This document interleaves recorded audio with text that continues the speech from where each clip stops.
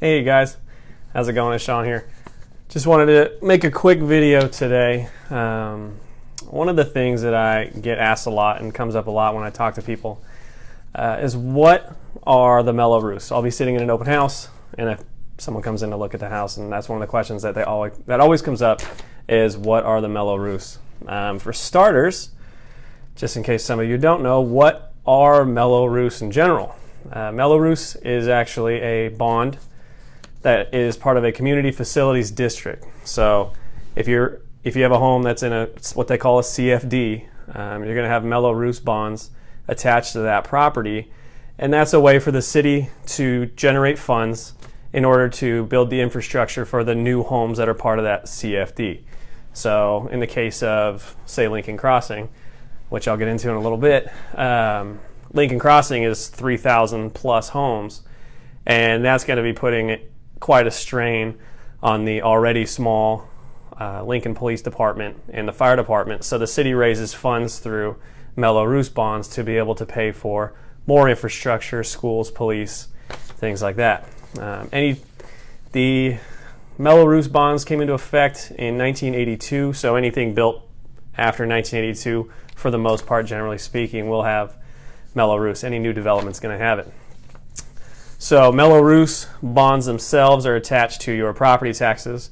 So whenever you pay your property taxes, there will be a line item on there that says MR, or whatever the CFD is, MR, and that'll be the Mello Roos for it. And I can also give you a step-by-step on how to find out what the Mello Roos are for any property in Placer or Sacramento County. You can actually pull up the tax bill and see it right there on there. But why should Mello Roos not scare you off? I live in Lincoln Crossing, love Lincoln Crossing, and one of the things about Lincoln Crossing is that the Mello Roos is higher than pretty much any other district in the area. It's pretty substantial when it comes to Mello Roos payments, which is reflected in the home sale price. And so I wanted to run a little experiment here, and I pulled up with my imaginary buyer 3 homes, one in Lincoln Crossing, one in Rockland, and one in Roseville. So we're going to compare the properties real quick here. They're all relatively similar in size, shape, lot size, area. They all have decent schools. They don't have pools or anything that would substantially set them apart from the others.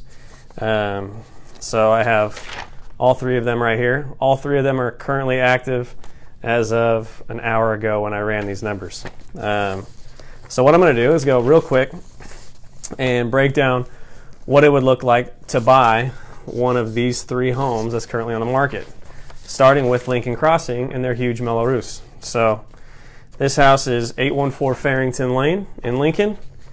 The asking list price on it is $469,950.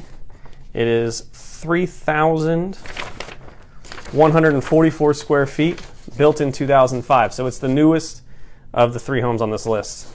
As far as property taxes go, you got your 1% for Placer County at $46.99.50. Mello Roos for the year, based on the property tax roll that I pulled up for 2017, $5,009.50. Extra taxes, which are taxes levied with assessments, bonds, or anything that was voted on, is $469.50. So for the year, your property taxes, including your Mello Roos and everything, is $10,178.50, or a monthly tax in an escrow account of $848. So running basic numbers with getting a 30-year fixed mortgage at 4.25%, we'll just use rough numbers here. You can use whatever numbers your mortgage person talks to you about. And 30% down, $30,000 down, 30% down would be huge. $30,000 down. Your monthly payment on the principal and interest is $2,164. Those taxes are $848.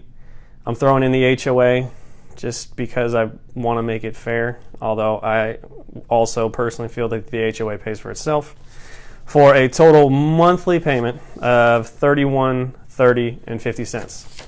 So keep that in mind. $31.30 for Lincoln. The next house in Rockland, 5314 Clipper Court. It's in the Stanford Ranch area, kind of towards Whitney Ranch out there. It is 3,187 square feet, built in 99. So it's a little bit older, 40 square feet bigger. And they're asking $600,000 for the house.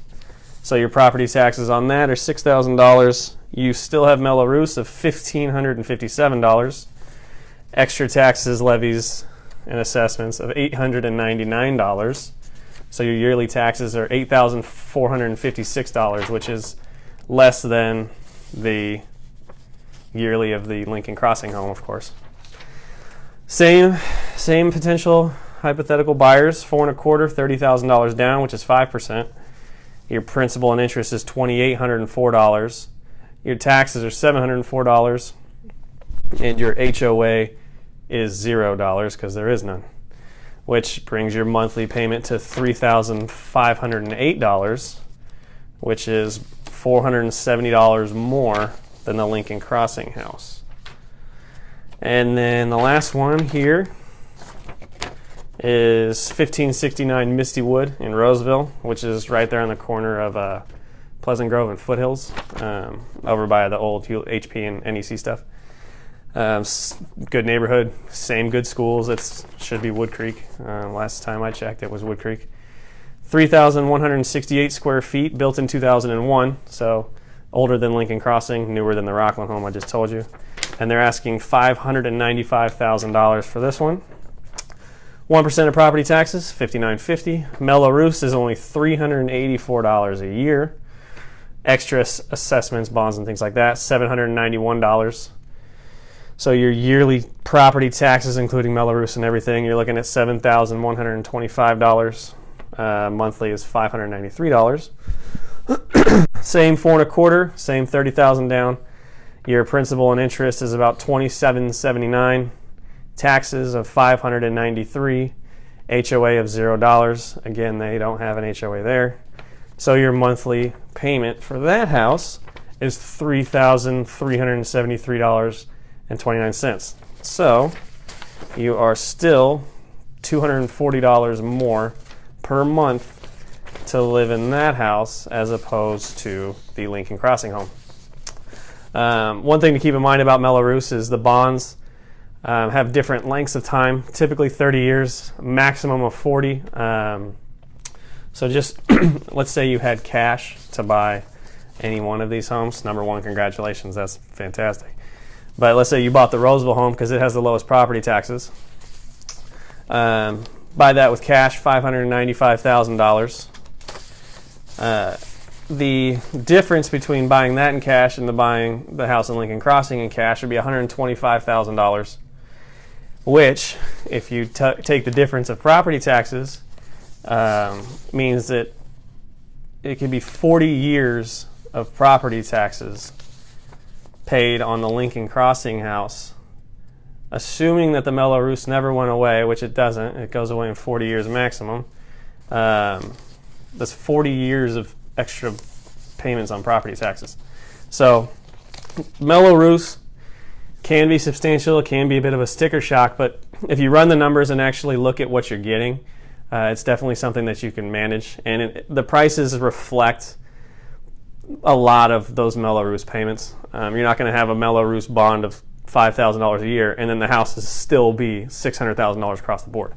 You're going to be paying less for a house that has higher property taxes, because in general these houses are all basically very similar and the locations are not too far off either. I mean, they're all the homes themselves are within a 3-minute drive of Highway 65, so you're 10 minutes away from anything no matter where you are. So yeah, just a quick tip, a little bit longer than a quick tip, it's been quite a bit of a video. But if you have any questions or want to talk anything else real estate, go ahead, leave a comment, send me a message, call, text, whatever. I'm here. Let me know.